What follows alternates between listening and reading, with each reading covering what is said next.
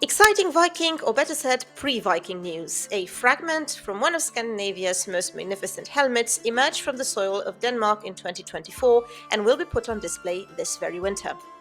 What is it about it that makes it so special? Well, the fragment is gold-plated and adorned with red gemstones, as well as intricate animal ornamentation dating to the period from the late 7th century to the mid-8th century, just before the Viking Age. Metal detectorists have uncovered this exceptionally rare piece of a helmet in Lejre in Denmark, an old center for royal power. The gold-plated fragment belonged to one of Scandinavia's most splendid helmets and indicates close connections to present-day England and Sweden. The find will be displayed at the Lejre Museum, which will hold its special opening hours during the winter holiday starting February 17th.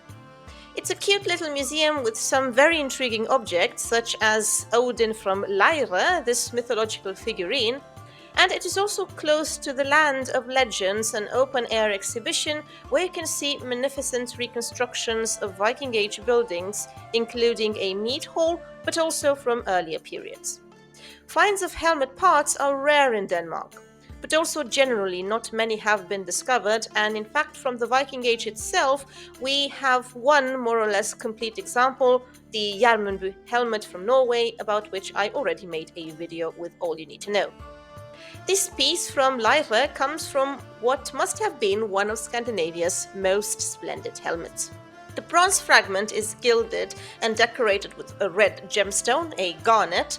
The gold ornamentation and garnet demonstrate the helmet's splendor and prestige of its wearer. The fragment consists of two pieces found in the same field, which fit together like puzzle pieces. Together they form most of the helmet's eyebrow arch, as indicated by their distinctive curved shape. The ornamentation, a creature with prominent teeth and large eyes, reflects the style known from the later Germanic Iron Age. The fragment dates the period between 650 and 750. The helmet also underscores the status evident in Lejre's hall buildings and burial monuments from the same period. It must have been a highly exceptional object, likely dedicated to a king, or at least some of the highest rank in the region's strictly hierarchical society. The deep red garnet has been associated with strength, and the intricate ornamentation of the helmet conveys a narrative of immense power held by the person who owned it. The helmet was probably not used in battle. Lejre was not really a battlefield, but rather a political and religious elite center. The focus would have been on worshipping the gods and cultivating status, networking, trade, even across borders. The importance of the place is reflected in later legends, such as the saga of Hrolf Kraki and his champions, to which I actually dedicated a whole lecture that can also be followed here.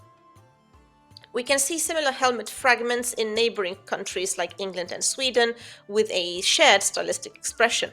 This indicates that Lejre was a central hub on this axis. The craftsmanship is on par with the famous helmet from the Sutton Hoo ship burial in England. Archaeologist and senior researcher at Uppsala University, Jon Ljungqvist, has closely examined the helmet fragment from Lejre and highlights its unique construction.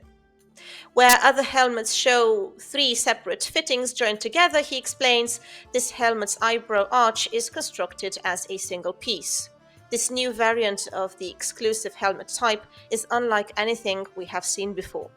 The ability to craft such a high-caliber helmet is, in his view, extraordinary. The two helmet fragments were discovered at the site Lillebro near Lejre. Two detectorists from Jutland and Sweden came across the pieces during a gathering in the spring of 2024.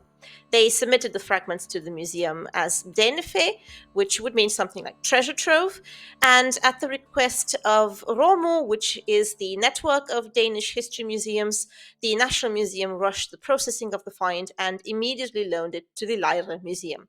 It was important for them to quickly display the fragment in the museum's exhibit.